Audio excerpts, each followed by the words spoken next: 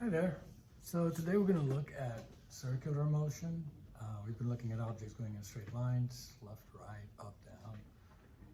Now we're going to just kind of spin around for a while, okay?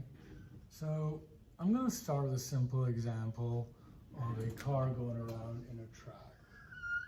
Okay, so I have a car that's going around in a circular track. The key thing about this circular motion that we'll be covering in this class is that it's going to be uniform, which means the speed of this object is always constant. He's always moving at, say, 10 meters per second or 5 meters per second or whatever. So let's have a car going through. And he's going around in a circle. And let's say this has a radius of 50 meters. Okay? So he's kind of spinning around in a circle. And so we want to talk about things like how long will it take him to complete the cycle, how fast is he going, and then we're going to describe a couple of terms that's used for motion that is considered to be periodic. What do we mean by periodic? Something that repeats itself. So this guy was going at a simple constant speed around this thing. Let's say he's doing it at 10 meters per second. Let's put some numbers there. Then obviously he's going to repeat this motion over and over and over again. So we have a couple of terms that we use for repeated motion, and one of them is called the period.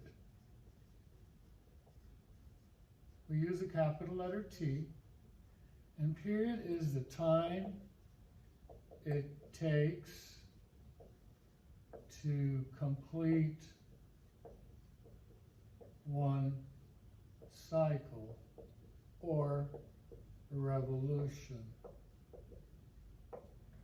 And depending on what the periodic motion is, that's how you define it as, the time that it takes to complete one process, okay? And so that's called the period. And it's measured in seconds. And so you can determine the period of this car using simple mathematics. So if you know that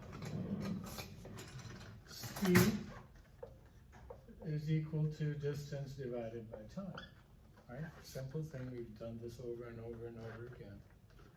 Okay, so my time would obviously be bring the t over here, v down there, distance divided by velocity, or distance divided by speed. You say, well, how do I find the distance? Well, what is this distance going to be if you go around once?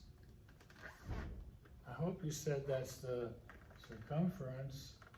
And so the circumference, which is going to be our distance, is going to be 2 times pi times r, right? Because that's the total distance when you go from here all the way around. So my period, I'll call that capital T now, is going to be 2 pi r divided by the speed. And simple, what I did was this is time is equal to distance divided by speed. I mean, that's all we're really using. And so that can give you the time that it takes to go around once. This is what we call the period. Let's go ahead and calculate it for this particular case so that you guys can see an example. And so I would have that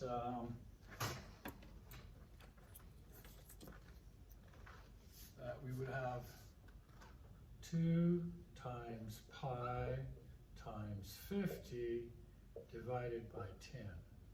That'll cancel, so that's about 10 times pi, which is 31.4 seconds, right? I mean, because pi is 3.14, so just kind of numbers worked out nicely.